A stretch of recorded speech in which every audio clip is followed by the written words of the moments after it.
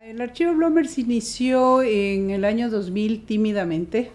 La historia básica es pues mi padre Rolf Blomberg, que como ya saben vino tempranamente al Ecuador.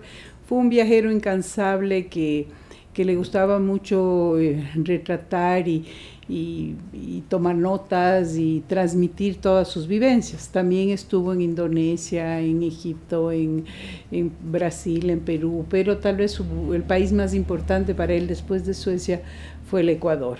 Por eso hay muchísimos testimonios escritos y fotográficos y fílmicos de este país.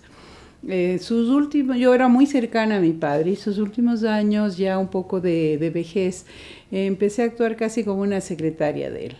Y yo ya era una mujer madura y recién ahí empecé a entender la magnitud de su obra y la importancia de su obra. Había gente que le escribía, mantenía correspondencia con gente muy interesante, pero también hay pequeñas anécdotas como una carta que llegó de Suecia de un joven que decía que él nunca conoció a su padre porque se había ido de Suecia y que hubo un funeral en la familia y que los familiares le hablaban de su padre y le decían, pero en un libro de Rolf Blomberg hay una foto de tu padre y él cuenta sobre su encuentro con él, que estaba de mecánico en la selva del Brasil. Y este joven logra escribirle a mi padre y le dice, me he ido a la biblioteca en Suecia, he encontrado el libro en el cual hay efectivamente el retrato de mi padre, pero ¿podría usted tal vez facilitarme más imágenes o contarme algo más sobre él? Y entonces mi papá me hacía bucear en un baúl lleno de negativos para encontrar estas fotos, que él sabía claramente que las tenía, pero no exactamente dónde estaban ubicadas. Y hacer las fotos y escribirle al Señor y comentarle. Entonces él era muy humano en esto, mantenía contacto con las personas. Y claro, a mí empecé a ver la importancia, o sea, para este señor que no había conocido a su padre, de golpe hay alguien que le manda fotos a través de Sudamérica, o sea, muchas de estas anécdotas. En 1996 fallece mi padre y me queda todo esto. Y empieza la gran incógnita, bueno, ¿ahora qué hago? ¿Qué hago con esta gran biblioteca, vasta biblioteca? ¿Qué hago con los negativos, con las fotos, con los objetos? Y inicialmente surgió la idea de entregar a alguna institución que le dé buen uso. Yo siempre he pensado que las cosas son para usarse. Empezamos muy tímidamente a reorganizar porque había mucho caos. Los últimos años de mi padre tal vez había cierto grado de confusión. Se habían ido a vivir a Guayaquil, después regresaron acá.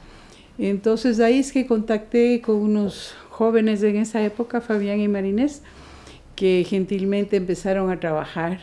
Yo intentaba en mi casa, por ejemplo, esa es otra anécdota. Entonces en la mesa del comedor empezaba a sacar fotos y negativos y arreglar. Y llegaba mi esposo y decía, tenemos invitados a cenar. Entonces coge todo y guarda de nuevo en el baúl para empezar. Entonces ahí me di cuenta que no, que se necesitaba un lugar que no se interrumpa el trabajo. Y dos, entendí también que necesitaba yo tener una cita con alguien, o sea, alguien más que iba a ir, entonces eso a mí me obligaba.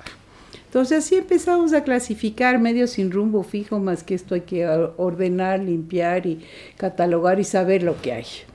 En eso hubieron dos iniciativas importantes. La una fue de una galerista americana japonesa de Los Ángeles, que vino con su esposo que fotografiaba justamente con una máquina Hasselblad. Él tenía interés en las corridas de toros.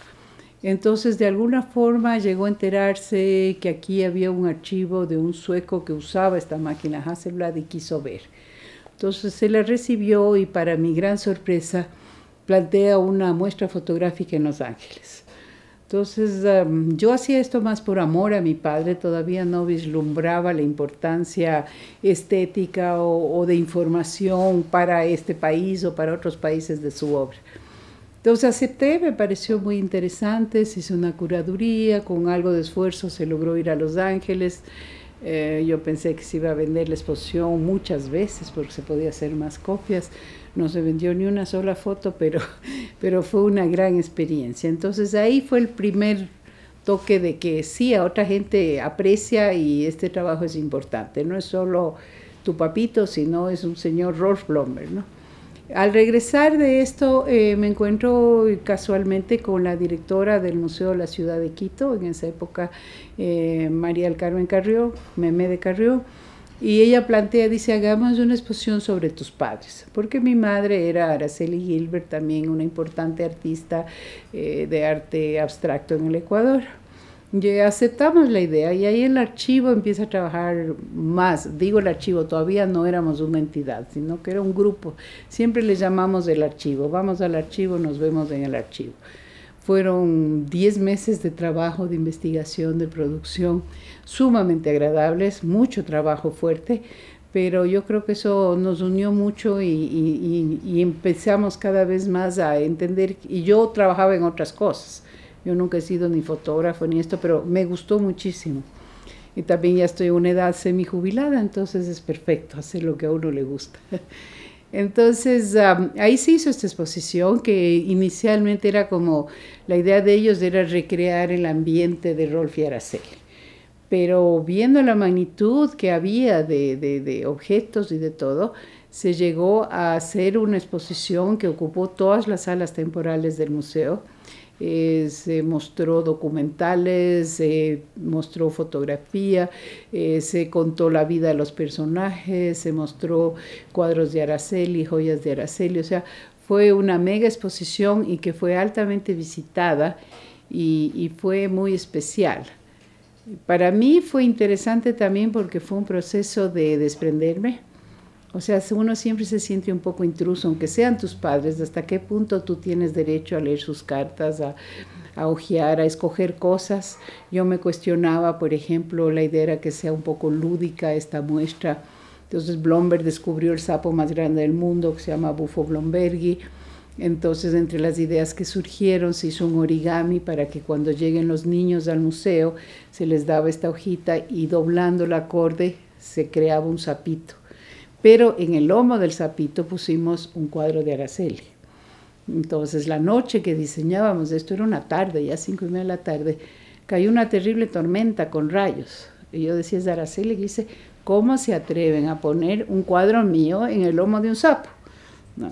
No se sabe, pero había estas incógnitas, ¿no? Sin embargo, el resultado fueron muchos amigos, mucha gente que los conocía y ahí apreciaron mucho la exposición. Entonces ese fue otra vez el entender que sí, que la obra de mis padres y de Rolf Blomberg, que era muy desconocido en Ecuador porque él trabajaba para Suecia, Araceli era más conocida como artista nacional, y que era importante esta obra, que era necesaria y que era necesario mostrarlo, que era importante abrir los archivos.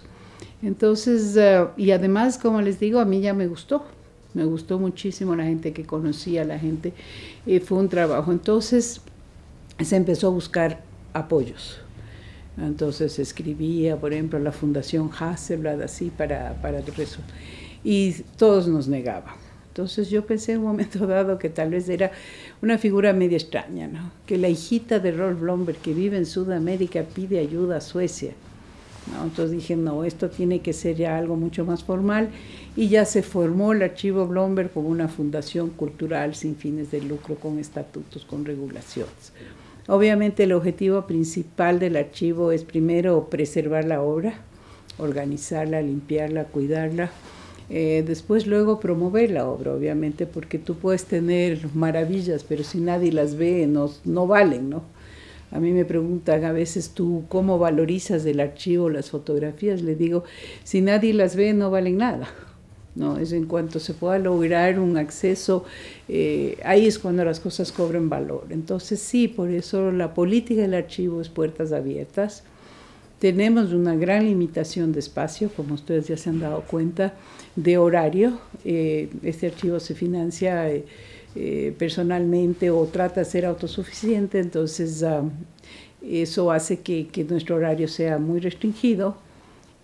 Hay también una carencia de equipos, en fin, de cosas así.